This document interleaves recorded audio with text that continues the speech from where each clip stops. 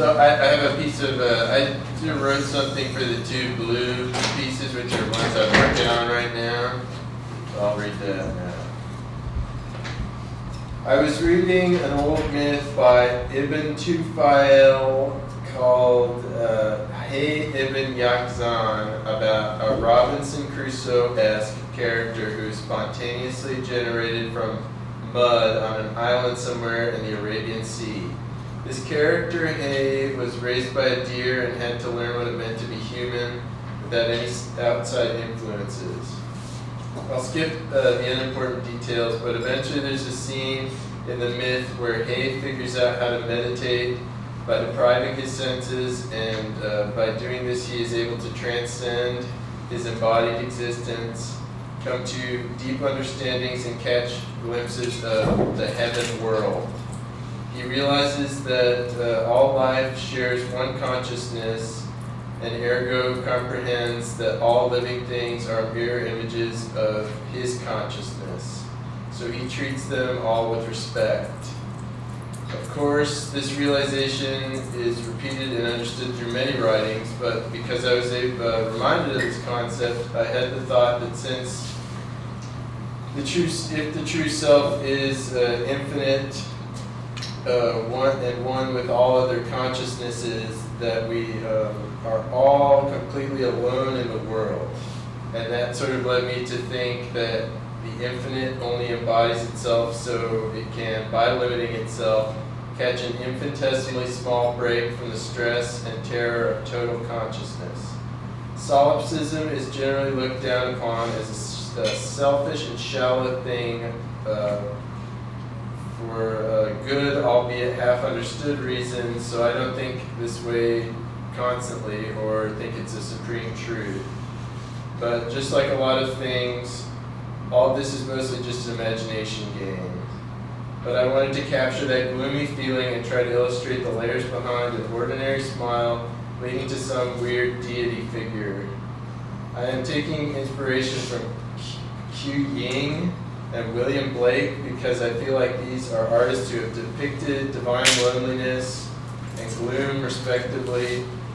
I'm also trying to mimic the brushwork of Gert Wollheim and to add tactility and a psychedelic edge of anxiety to the piece. I'm trying to go for mood in this painting. I'm trying to focus on mood in it. You'll notice it is not very close to finished. It's just beginning. I'm just beginning to sort of work on it. I realize that I should be focusing also on environment as sort of a painting method thing. And I'm going to try to do that as I work through this painting. But you may realize that I have a lot of work to do on that already. So I'll be doing some more experimenting throughout working on the piece. And then the other painting to the left of that painting that I was just talking about is an unfinished portrait that inhabits the same gloomy world, and it's my friend Cody. I wanted to capture him specifically because he's like a young master artist, and he's given up a conventional life, and in so doing he's given up friendship, respect, and wealth in order to follow his dreams. And I wanted to make him look cold, calculated, and determined, and sort of machine-like for when I finish. But I'm not exactly sure how I'm going to do that, so I'm just going to try and figure it out. And then that the one to the left of that, sort of just an experiment that I did where I was just trying to do that thing that where you just sort of let the painting appear that Stephen was talking about, and then the other two on the periphery are just completed works that I finished from last time.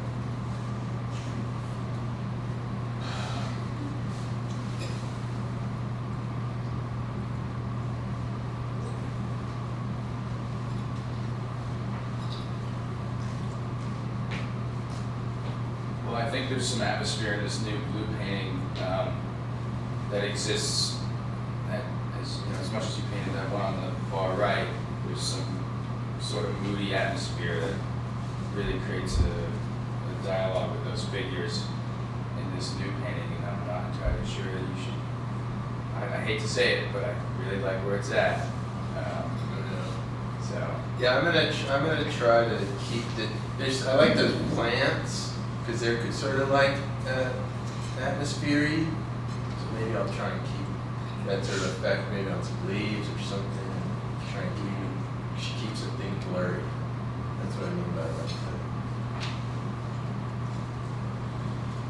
How are you? Well, I guess that's a difficult thing, just because like these guys look like they're pasted on, like they're collaged into this. I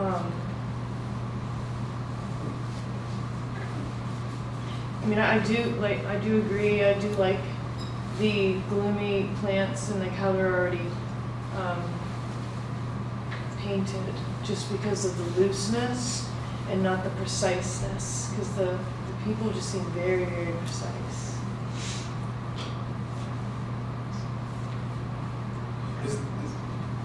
Sorry. Okay, you go. I have a question. So, in the way that you're building this one with the two figures, is this central to how you would say build the same painting that was to the right of it? What's that? The way that this is built, like, is this similar? Like, do you usually build like this? Like, when you make a painting? No, no, not really. I'm sort of experimenting. I used to do like a drawing and then an underpainting, then put like glaze on the top. Yeah. So now I'm just sort of considering just sort of going in straight kind of color. But I have a lot of work. I feel like I have a lot to learn. And the painting on the right, is that like, are you thinking about tapestry, or are you thinking about like the type of painting technique? Is that like an observational thing that you're seeing some type of painting and then you're bringing it into your painting? I was really focused on sort of trying to.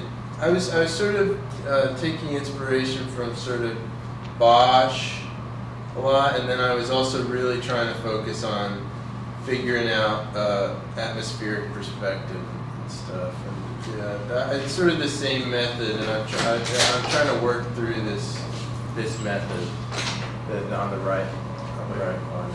Yeah, figure it out.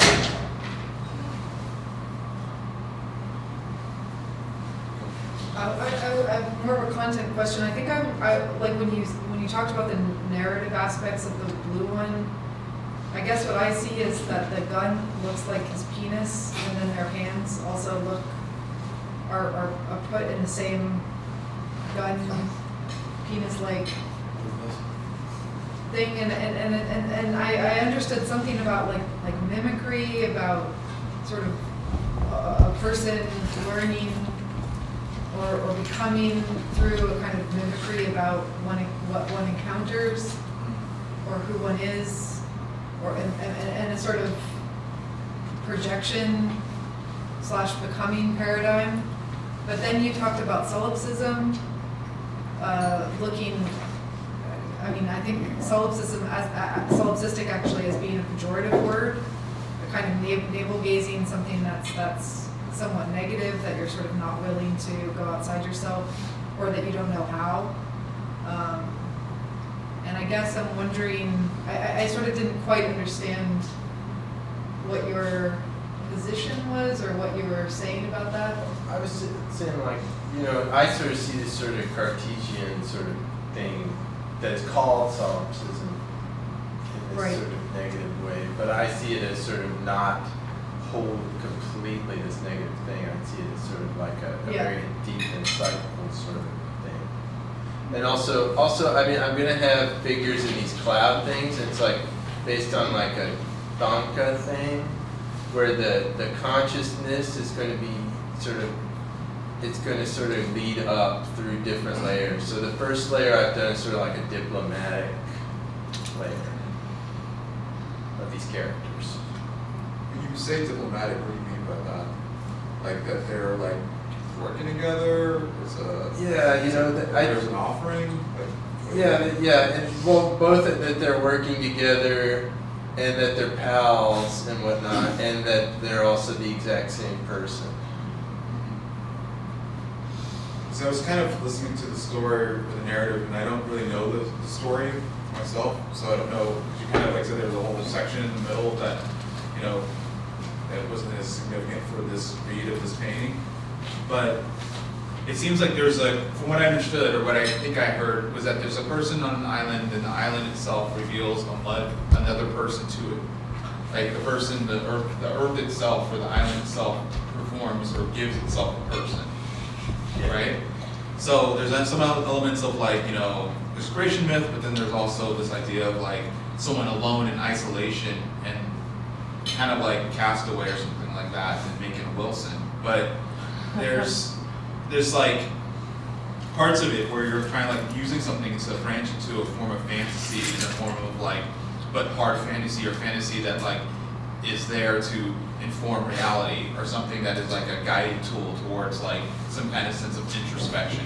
So there's like layers to it. There's like different methods. I mean, I see like you're doing some Eastern stuff. I see that you're doing some like early Renaissance stuff. You got like a mix of different cultures on top of it. Like there's a mix of different languages. So it's like almost like a general seeking, like a kind of like a culture of seeking, or seeing how cultures have sought out or found different ways of having introspection inside of space.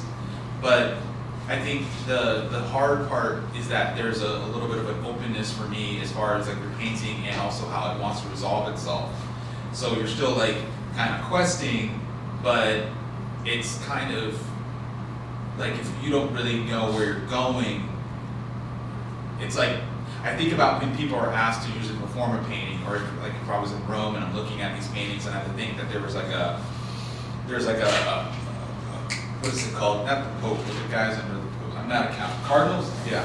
So like a cardinal would say like, hey, I want you to do John the Baptist, and I wanted to like do this. But I also, when they were thinking about that, when they actually like lay that up to them and told them to paint that, say Caravaggio, do John the Baptist. But I'm also thinking about all the paintings that are in that room that are singing off of that. I'm thinking about like that actual like cathedral and what it means, and why are there certain narratives inside of this cathedral. It's like an architectural, like very specific use of painting in a very particular place. But I think you're kind of in the zone, you're kind of in the neighborhood, because you're like looking outside of yourself to try to find these sources. But then at the same time, there's this caveat of like the wanderer in the painting, and the wanderer is like interesting to me, but I think the wanderer sometimes like leaves things a little bit cold. Like for the larger painting, I don't know, did that meet the painting to the right? Do you feel that that painting met the narrative, or met the story, or met the journey that you set upon for that? Through the one on the far right? Yeah. Yeah, I'm not exactly too sure about that, and I think that you know, I'm struggling with aligning sort of the content and the form or whatever. Yeah. You know what I mean? You know, and I'm also trying to wonder about mood. Yeah. And like bring a mood, and then yet also, like you're saying, like solidify all the connections and make sure they're all strong connections. That's something I'm struggling with, but I'm just I'm trying to experiment, figure it out. Yeah, I mean, then I'm thinking about like, you know, just the Renaissance, which is like suddenly things become like less religious, that there's like all this money put into like this idea that the buildings themselves are going to create a kind of environment where the people will just be so inspired that they'll want to become educated. That it's up to, that there's a kind of social responsibility of, it's like noblesse oblige, it's the responsibility of the noble people to sort of create a kind of world in which everybody wants to become a member of society, an educated, productive member of society, which is sort of like very different than like, you know, what we call like the dark ages of like, you know, when you know, so these things are sort of, I guess pictures like this are very bound up in different like ideologies which have like really big effects on the world. And like what I hear you saying though is that so you're sort of using that kind of language, but in a way that says like I'm just one guy looking back at that, and I'm gonna make these mythologies about me, just this one guy. This one guy being the hero, who's who you called a master, who then but has also sort of turned his back on the world, but to pursue something great. And I guess I find that there's a contradiction in that for me. Like I don't know if the one, I mean like I really obsess on somebody like Agnes Martin or Emily Dickinson. But the thing about Emily Dickinson and Agnes Martin is that even though we call them people that sort of turn their backs on the world, they're very, very social in another way. Like Agnes Martin was like very much embedded in the New York art world before she went out there, and then she became this person where people like took pilgrimages to her to go see her. And, like Emily Dickinson is like in this kind of, you know, like at the founding of like Amherst College, and like, you know, Emerson is in her house, and her father is like, you know, starting these schools and stuff like that. So there's this way that we sort of that those kinds of mythologies I think are actually lies. That you have, I think in order to go away, you have to first become very connected. I think that the point at which one is allowed to go away means that you've done enough work to do that. I don't know if it works the other way around. Yeah. No, I think about that a lot, like the idea of going where, like, that's basically what I tried to do. It's like, I figured I had enough roots where I was that I could actually walk away a bit and still be connected to some of the things that I had formed. But I had to form them, I had to build them. And then I get to see whether or not those connections are as strong as I would hope that they were. But I think that also could be in the sense of the research, the connection to the subject, the storylines that you're choosing, and the narratives that you're attaching yourself to. Or it's like, when you say mood, you know, there's various moods out there, but it's like that enough for me would be enough of a journey to try to say like, okay, this is about this one mood, and I'm just going to try to hold on to that and just nail that. But I think he kind of gets into this like hodgepodgery, or this kind of like over, like, I mean, if it's about abundance, fine, but I think it becomes like, I'm over here now today, I'm over here now today, I'm over here now today, I'm over here now today. And then at the end, the quest, you're like, I'm not sure what I got. I don't know where I went. And that's maybe because like some of the things that you're thinking about had hierarchies built into them, had certain structures built into them. Like working towards enlightenment. So then you have an object that has a mandala effect that has like an interior to an exterior to an interior. So you're like actually meditating from the outside towards the inside. But if you can't actually achieve the space to actually move your mind towards that center, then you're not going to reach it. There's like ways in which I was thinking about Peter Coates' like tapestries when I was looking at these, and I was thinking about the collective effort of like people working on a tapestry, and then someone articulating a design, and then having it so nailed out that they can offer to someone else to help them participate in building that design. But there's a certain kind of clarity, almost sometimes a simplicity to that clarity that can then be executed. But I think that there can be also sometimes some overly aggrandizing ideas around what a subject in a painting can be that can kind of be a hindrance towards it meeting its goal. I'm looking at the. Just a second. I just want to underscore what you just said. I think, you know, you can talk yourself into a giant project that's self-defeating, and it's very, you know, encyclopedic character. Just, there are too many things going on at the same time. But one of those things that I see, you know, that you were talking about the Renaissance before, I don't so much see the Renaissance in these as I see a kind of imagery consumerism, where, I mean, it's not really like the Renaissance, it's more like, you know, some kind of... Only I brought up the Renaissance. Yeah, I know, but I'm not saying, but I think this is a real issue, and I don't think that you were off base there, Fox. I mean, Yeah. it's direct quotes from Renaissance artworks, like the Palaiolo, you know, fighters over there. Mm-hmm. But I think what they come across is it's not so much that it looks back at art history as that it looks at a kind of screen consumerism. But I'm not sure where that's going. I mean, that could be a perfectly viable subject, but I can't, that's where I come back to what Mark was saying, that I can't, there's so many things going on that I don't understand what you're reaching for there. I mean, I see you trying to simplify that in the one that's, second from the right.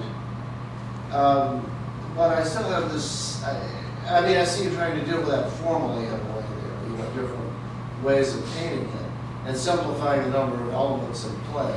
But somehow those two figures still raise that same question, like what cultural inflection are we going for?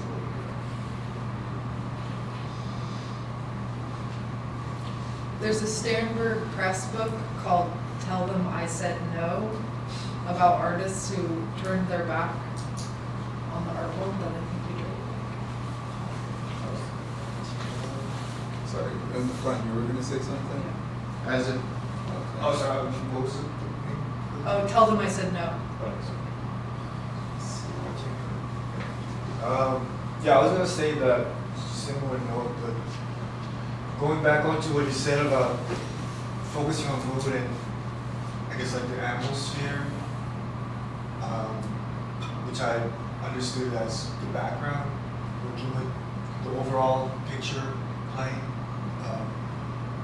The previous words you made to me seem very sculptural, or in a sense that the whole background is like the main focus, and everything around, even figures, interestingly, are figurines. Like they don't seem to reflect any personal or socioeconomy of like reality. They seem like you build these characters to kind of like decorate the whole scenery.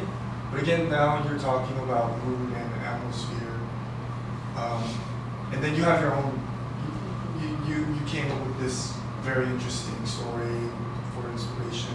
And I know like just visiting your studio sometimes, like you have like a tiring amount of resources, and you actually know each element has a meaning. Like you use each element as a symbol. Like you were like telling me how all these things meant and what they really mean.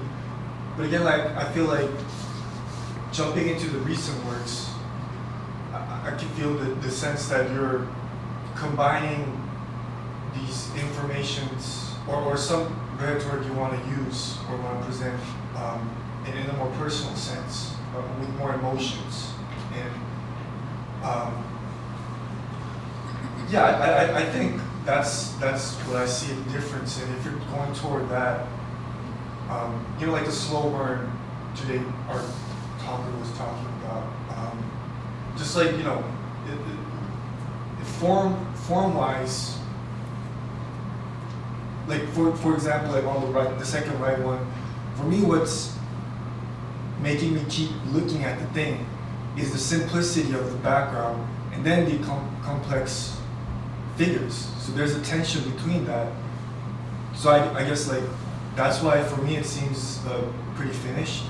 But again, when we're really thinking about, or when you're really thinking about adding some more narratives or like, I guess meanings, content, just like the ones you do, I would suggest like try to go into that slow burn. Like put things that, like for example, like between those two figures, that shadow, that seems like shadows of trees for me is like really interesting to look at, but I didn't figure that out at first. And even if I walk up to it, which I did earlier, the strokes of those figures remind me of tapestry, like someone said. Like, it's like, it seems like patches, so those like qualities, and they can also mean something, but I guess like thinking too much about that might be kind of mind-boggling. But that's just one thing, few things that I wanted to mention. I found all the figures, like, they always look like twins. like what? Twins. They always have the similar or same face.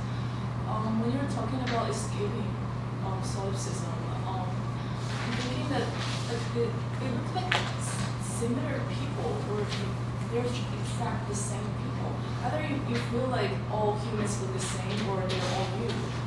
I mean, like, there's a few layers escaping solipsism from finding the outer level of you, outer ego of you.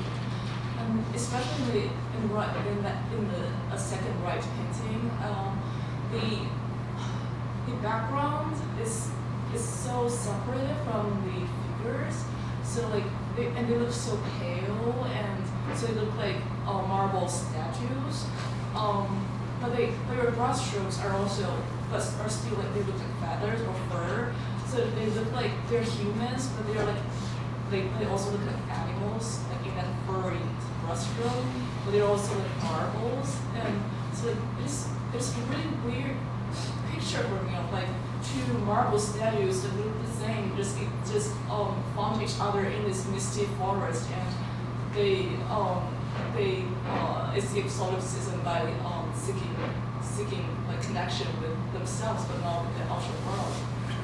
Like I feel this it's a weird, but that's why I like this painting. Like it is probably in the first sight, like it is difficult to look at. It is so white in those figures, and it is completely like disconnected. But I just feel like that is why this. At least I feel like this is what the painting's about.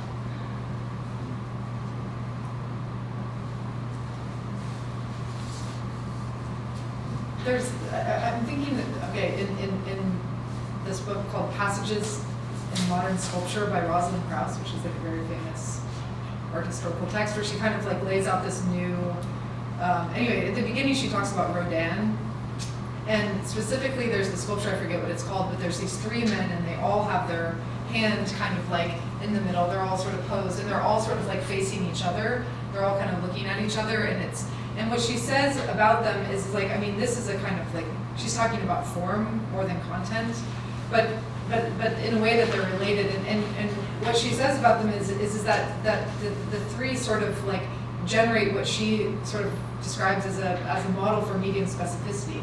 So that one thing, and I think like if you think about like there's people like Henry Fusselon who Stephen knows really well, where a form when it is kind of embodied actually becomes it gives life in a sense that we learn through mimicry, like that these three men in this sort of circular were creating this kind of closed circuit, but not in a way that they were sort of pointing at each other, but that they were sort of like, that they sort of became out of each other. But I think with solipsism, it's a little bit different. I guess I'm just thinking about what is the difference between like what we say about like painting, qua painting, that painting sort of like can have this like circular kind of insular thing where it sort of is self-becoming in a sense, or then when one looks in the mirror and just is, I mean, I was just mentioning this book to Mark, like a doppelganger, where there's this sort of evil twin, which is very different than I think what Krauss is describing in this sort of like Rodin kind of way. I mean, this is really kind of a subtle thing that I'm trying to articulate, but yeah, that's just a. Because my brain was branching out towards like kind of just like Cain and Abel kind of vibe between some of these figures, where there's like this fight or this battle or this type of like. But I never thought about Cain and Abel being. I know they're brothers, but I'm not thinking about them as being the same body. Or I never even thought about them possibly being twins, or what that would mean. Or like, you know, like what if Abel was the one who actually did the killing and he just looked like and then walked away, you know, and everyone just bought it. Whoever's the victor gets to tell the tale. But there's this. Do you ever look at the work of Jim Shaw? Like I was thinking about like an American painter that paints like history, paints like contemporary history, paints like religious history, paints like political history, but like kind of goes through these different languages and painting. But honestly, I think he always kind of figures out like what is the hierarchy of the subject, what he's actually trying to articulate by choosing those references. And he's also like a person who has a huge interest in like collecting and objects and histories and specifically things that deal with like the American South. But I was wondering about like that for you, like thinking about maybe slightly more of a contemporary for you, just think about how they're using these images. Because he also just thinks about, and talking about material specificity, it's like sometimes they become, the object types or its chosen object types are very specific to what he's trying to get across. I have another artist, just really quick, Leon Golub. Yeah. Here's what I think. Leon Golub, Golub. Yeah, yeah.